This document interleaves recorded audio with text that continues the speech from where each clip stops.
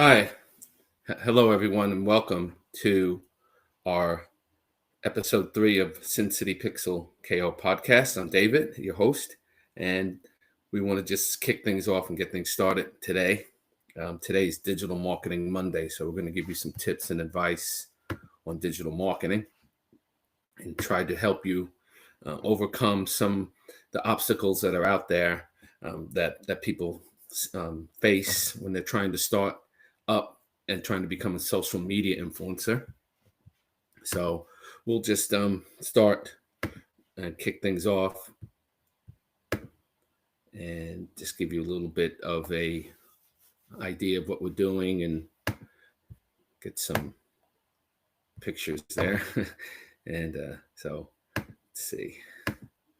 Yeah, so we wanted to start off, and we'll just start off with to go over how to become a successful social media influencer. Being a social media influencer is not as easy as it looks. Um, it's not that it's hard, but then all of us go ahead and then do it and try to earn money. However, if everyone is already doing it, its financial value won't be as much as it is currently. Becoming a successful social media influencer, on the other hand, is another story. It means that you already have a big audience and followers who support every post that you make. You can tell if you're already successful if you have thousands of subscribers and viewers and followers and still growing. There's a lot of reasons to be a social media influencer. There's a lot of reasons why people want to become, mostly because they want to be heard and get a chance to influence others. Some just like to get a great deal with their purchases or even free travel when they start promoting different products and services.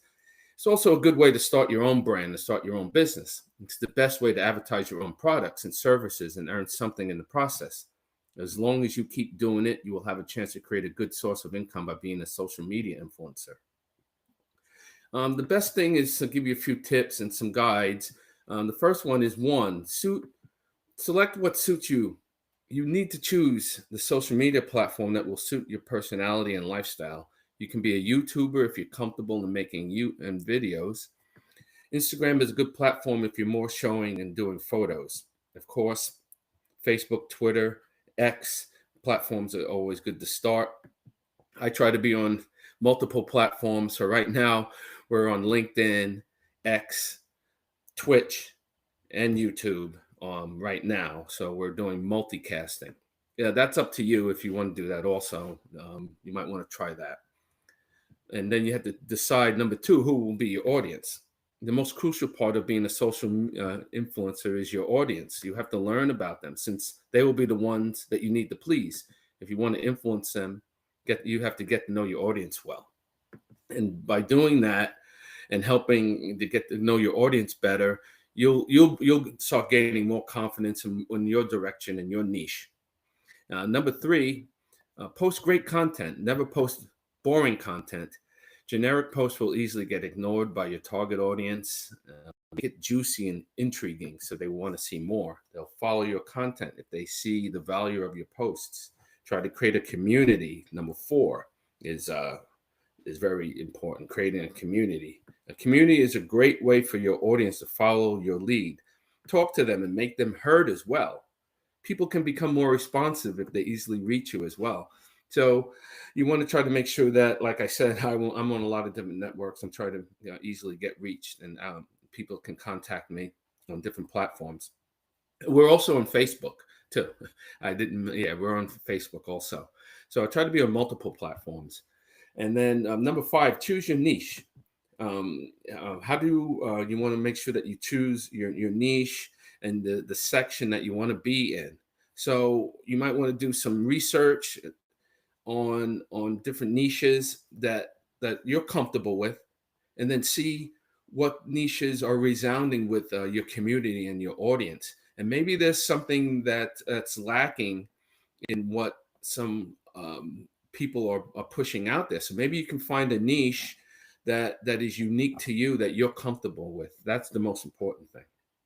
So I'm going to talk to you how you can get paid for your posts.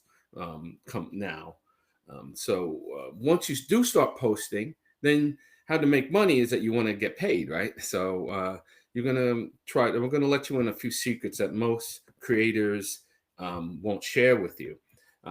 Just a few years back, I was sending email after email to brands and hearing nothing but crickets. So I started to see that my follow account was too low, and I was just doomed never to get paid for my post. I was stuck trading my content for free products, thinking they were going to be worth it. But then I started to look and start to crack the code. Today, the brands are the ones that are looking for me. It takes time, but I'm going to show you in this video how, and I'm going to talk to you how I'll pull back the curtain on a 5-step strategy so you can land high-paying partnerships. So forget the old myth that you need 1 million followers to make a living as a creator. The game has totally changed. Today, it's not how big your audience is, it's about how strong your influence is and how you personally handle yourself. Brands are looking for creators just like you. Um, most creators have no idea how to present themselves to a valuable business partner. It's like the difference between a general handyman and a master electrician. The handyman shows up and hopes for an odd job, but the electrician is hired specifically for their valuable expertise. That's where we're going to fix today. I'm going to walk you through the playbook from setting up your brand to cashing that check. By the end of the video, you'll have a clear, actionable roadmap to start landing paid brands deals, no matter how many followers you have. So the first thing we want to go into section is that we wanted, before we dive into the 5 steps, we have to talk about the single most important change you need to make. This is the foundation for everything. You have to stop thinking like an influencer and stop asking for handouts and start thinking like a business person that provides a solution. So when I was first starting out, my entire pitch was about me, me, me. I love your product. I have this many followers, and please sponsor me. And we have these connections, and we're doing this promotion, and we want to have you included. And a lot of times, the response was silence. And you know why? Because brands aren't charities; they're businesses with marketing goals. They need to solve a problem, like building awareness, driving sales, or getting content for their social media. Your job isn't to ask for a favor. Your job is to be the key that unlocks their problem. So the second I shifted my mind from what I can get from this brand to what value I can provide to this brand, that was the exact moment the tables kind of turned. Every email, every negotiation, every video idea became focused on their goals. You aren't just an influencer, you're a one-person creative agency. You're a production studio, a strategist, and a distribution channel all in one. Once you really get that concept, you'll start approaching this with the confidence of a CEO, not someone hoping for a freebie. Then in the next section, we want to make sure that you're defining your brand, you're dominating your niche. So let's get practical. Step 1 is to build a brand, not just a profile. Brands want to partner with creators who have a crystal clear identity and a dedicated community. A random page is like a giant department store where people browse around aimlessly. A niche page is like a specialty boutique. If a brand sells high-end running shoes, they don't want to be in the food court. They want to be in the boutique that sells elite running wear, where every customer is a potential buyer. So you need to pick a niche and completely own it, whether it's sustainable fashion, minimalist home tech, or vegan baking for beginners. Doesn't really matter, but you got to know that your niche is your superpower. It tells a brand exactly who your audience is and what they get excited about. Took me a while to figure this out. I'm not really a marketer, so I'm learning. But as I'm getting better, I was, just going, and I was just going in the beginning. I was just posting about everything, and my growth was flat. It was only when I went all in on breaking down creative strategies that I started attracting a loyal community. And you guessed right, I get the right brands. So your niche makes your value proposition obvious. A fitness brand isn't buying access to your followers. They're buying access to an engaged community that trusts what you have to say about fitness. That targeted trust is worth so much more than a random shout out to some massive, unfocused account. And this should go without saying, but your content has to look good. Brands want to see professionalism. Invest in decent lighting, learn how to be consistent, and a professional looking channel signals that you're going to take it seriously. And then we want to make sure that your website looks good. You want to build a professional storefront. You make sure that you have a website and a media kit. That media kit is like a social profile. It's the beautiful window display that catches a brand's eye. Your media kit is the expert salesperson inside the store who closes the deal. Pitching without one is unprofessional, makes it impossible for them to see your value. Your media kit is a simple document, maybe 2 or 3 pages. It does the selling for you. It needs to look clean, well designed, and instantly tell a brand why they should be working with you. So, what absolutely has to be in it? First, a short bio. Who are you? What's your channel about? What's your story? This is your first impression, so make it count. Second, you want to put some key stats. I'm not just talking about your follow count. Honestly, brands care way more about engagement. Include your average views, likes, comments, especially your engagement rate. You also need your audience demographic, age, gender, where they live. You can find all this in your platform's analytics. This is the hard data that proves your audience is their target market. Third, show off your best work. Add links or screenshots of your best performing content. There's a lot of ways you can get shorts and clips and get things edited and get really good content. If you have results from past collaborations, even better. Did you post another brand and get a ton of clicks? Put that in there. This is your portfolio. Finally, you want to list out all the services you offer. Don't just write sponsored post. Give them a menu of options. This could be a dedicated YouTube video, a 60-second reel, a package of stories, or even content they can use in their own ads. So you better, that's where you should really look and make sure that you can contact and connect with brands.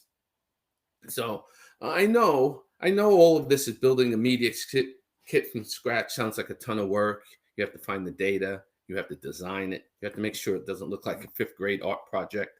To make it super easy for you, we're going to have some media kit templates and some different items that we'll be able to share with you. So we'll have some things you'll be able to share, some different things that I'll be able to share. If you reach out to me, I'll be able to get some sample media kits out there for you that you can take a look at. And make sure while you're here, make sure that you please try to subscribe and like the video. So and we want to thank you for that. And we want to remind you, this is the Sin City Pixel podcast.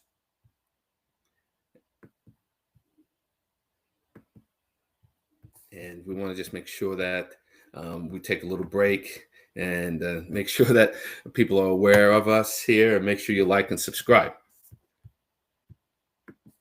So I really appreciate it if you like and subscribe. So what we're trying to do is I'm trying to post more videos like this every single week to help you turn your passion into a profession. So we're doing Sin City Pixel podcast. We're doing Digital Marketing Mondays, where we're teaching on digital marketing. And so we're trying to make sure that people know, get tips and advice on digital marketing. So if your mindset is dialed in and your niche is set and your media kit is looking sharp, now where do you find the brands who are going to pay you? First off, just don't sit back and wait for them to find you. You got to be proactive. The easiest place to start is to look at other creators in your niche who are a little bit bigger than you. Who's sponsoring them? Make a list. If a brand is already spending money in your space, it means they have a budget and they already believe in creative marketing. And the second method is just look at the products you already own and love. Being authentic is everything. A promo for something you generally use will build and perform better, and if you have more and build more trust with your audience. So head over to the brand's website, scroll all the way down and look for a link that says press media or partnerships. If you can't find one, next stop is LinkedIn. Really, seriously, LinkedIn is your secret weapon. Sending an email to a generic address is like throwing a message in a bottle into the ocean, hoping for the best. It's a big world out there. There's a lot of competition, a lot of people. Finding the right person on LinkedIn is like having a direct phone line to a decision maker. Search for the brand, look for the employees with titles like influencer, marketing manager, brand manager, partnerships lead. This multiplies your chances of getting a response. A little research goes a long way. You can check out platforms like Grapevine or Social Blue Book.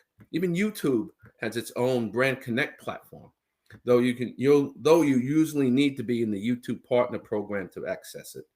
These can be good for getting your foot in the door, but direct pitching often leads to better, more personalized deals.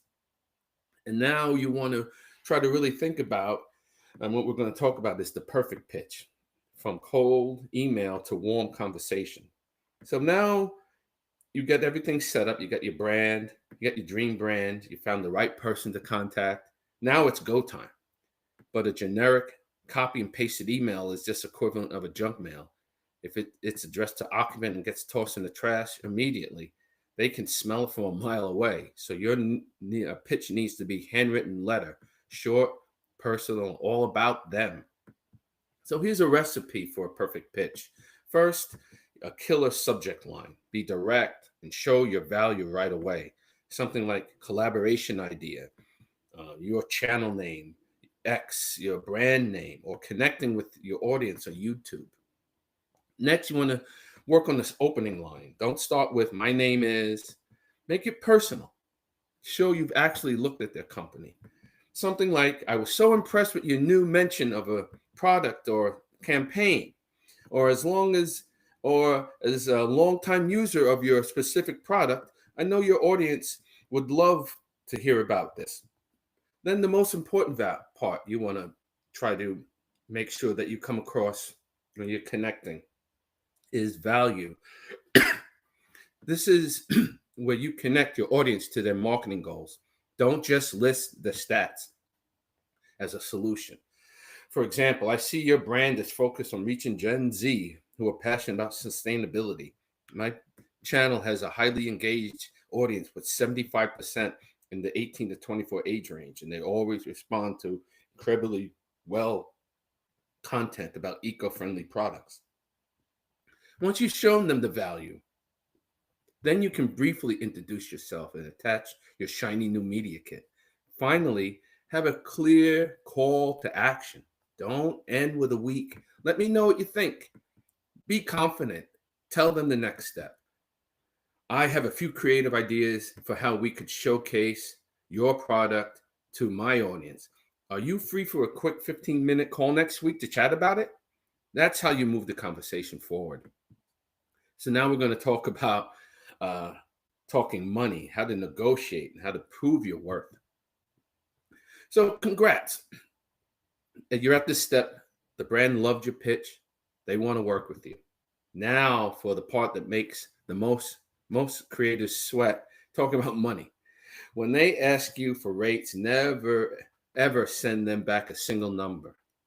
That's like a car dealership only selling one single model with no options. I always recommend offering packages like a car's base model, luxury package, and or sport package. For example, a bronze package might include one Instagram story, while a gold package includes a dedicated YouTube video plus social promotion. This flips the question from are we going to pay you to which option are we going to buy? So, how do you figure out your pricing? It depends on your engagement rate, your niche, the scope of the work, usage rights, like if they can use your video in their ads, and exclusivity. Don't just pull a number out of thin air. And please do not undersell yourself. Taking a lowball offer doesn't just hurt you, it devalues the work of all creators. If a brand offers you free product instead of cash, It's totally fine to politely pivot the conversation.